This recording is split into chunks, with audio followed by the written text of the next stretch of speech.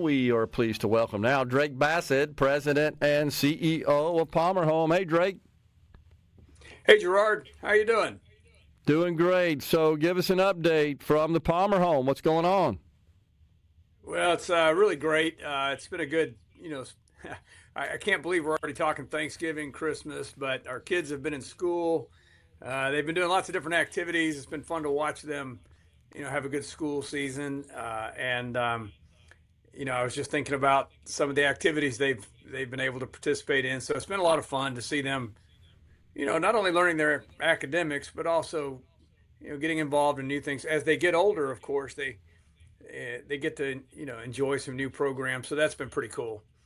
Yeah, good deal. So it's our understanding that there is a need for house parents and mentors. Tell us about that. Yeah, sort of the lifeblood of what we do involves having people involved in the lives of our children. And, for some people, that may look like mentoring. And mentoring for us is exactly what it sounds like. You and I probably have mentors in our lives, people who've influenced us or given us counsel, or they've just been a great friend, but they've been with us along the way, whether that's professional or whether that's personal.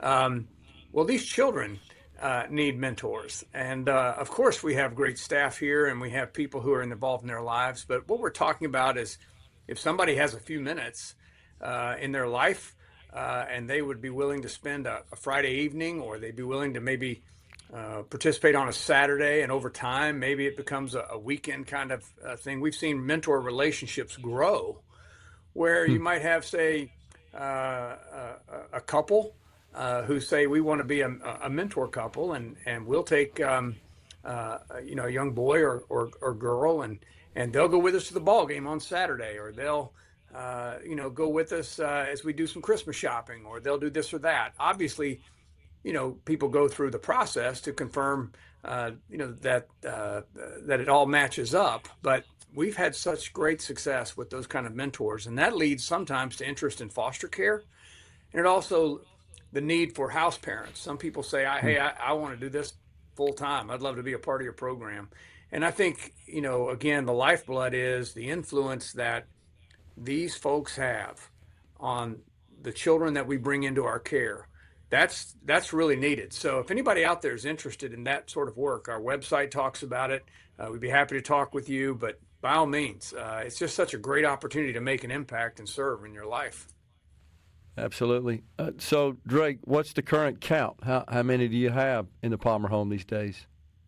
Yeah, well, I was just looking at what we served last year, and I think it's always a little hard for people to grasp, but we served 269 children last year. Wow. And, you say, wow, that's a lot of kids. Are they all on your campus at once? No. We have a different number on our campus on a revolving basis, and anywhere between 30 to 40, 30 to 50, because that's what our campus is set up for. And if you think about it, our campus is designed to take children immediately from a crisis situation, and what we call a crisis situation. A family struggling and they need help, and so children come to us, just like the siblings who came to us. It was last year now, or earlier in the year. 4 or 5 siblings who needed a place that night. And that's what we're here to do. But we also have other programs, our transitional program and our family care program, where we're working with families, where we're working with children who are 18 and up. And through all of those different programs and our ability to help children find the right place, some families are calling us up saying, I've got a situation and I need some help. And we may or may not be the place for them. But we become, thanks to SuperTalk and so many folks across Mississippi, we become the go-to resource for helping families find the right place. So we serve families in so many different ways and serve children. So we're thrilled to do that. By the way, you've been talking a lot this week, appropriately, about the programs that are out there. And when some of this politics stuff starts happening and you pull the curtain back, you do have to ask yourself, do these programs help or hurt? And every once in a while, we come face to face with the fact that some of these programs, even with good intentions, have caused a level of dependence that has really caused people to be almost disabled. And so they're floundering and they're struggling. Well, that's exactly where we meet families in that particular space.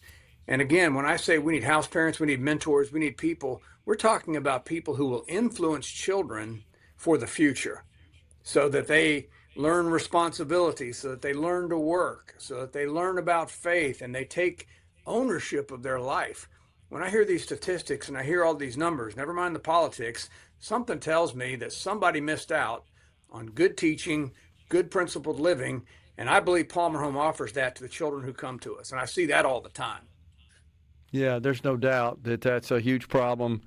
I was just speaking to an association this morning, and they were talking about the difficulty they have of just hiring people to do the work they need. And they literally said, we feel like we're competing with welfare. That's their primary competitor. It's not the other folks in the room that are in the same business. It's welfare. That's right. I guess, Drake, and I know that it's certainly possible to subsist on the various programs, as you talked about, that are available. But I feel like that the children aren't getting the mentoring to inspire them for something better and greater. Like, yeah, you can live, but why aren't you aspiring to take advantage of the wealth of opportunities to live an even better lifestyle? And by the way, you're experiencing the dignity and the contribution of your labor while you're at it. That's exactly right. That's exactly right. We believe every child, we do. From a faith standpoint, we believe every child is created in the image of God. And when you start from that standpoint, you say, okay, well, that means the potential can go up or the potential can go down. And that's true for all of us. And when you disable a mental component of what your capacity can be, we're created by a giver and we're made to live and to give and to thrive. And the question is, do you just want to, subsist, Right. on donuts and French fries, or do you want to thrive? Do Right. you want to grow? Do you want to learn the discipline of work? And do you want to learn the discipline? I've said many times, and I know your folks have heard me say this, some of our children, for the first time in their life, are seeing a man and a woman in the house working together. It's not always easy. You know that. If you've been married, they see that in action for the first time. They see what it's like to work together, to participate, to help each other. And our house parents, I give them a lot of credit, are teaching our children responsibility. Nothing comes for free. You need to get up, you need to work, you need to go to school, you got to do your homework, you got to go to bed. If we could all just lay around and play, that'd be great. But it really wouldn't be that great because ultimately we're not thriving. We want these children and we want future generations to thrive. And Palmer Home, I believe, we've put our hand in the till on that. We believe it's important to teach children those principles. Amen. And so I think it's fair to point out, not only is the child benefiting and will benefit as an adult, all of society benefits from this. That's why that work is so valuable. We all benefit from this. You're a net contributor as opposed to a net recipient, and we're all better off with that balance. Boy, that's exactly right. And contributing, to sort of the welfare of these children, teaching them these principles when we look to the future. Because often in these discussions, when you talk about things, we talk about breaking a cycle. Well, what cycle are we talking about? Well, part of it's complex poverty, and part of that is some of the principles that have just seeped into those programs. And like these workers say, or these other associations say, we're competing with people who really don't feel the push, right? And so if we're going to break a cycle, then we do want to teach a young woman or a young man that the way that you get out of the cycle is to get up and to get moving and to know it's not going to be easy.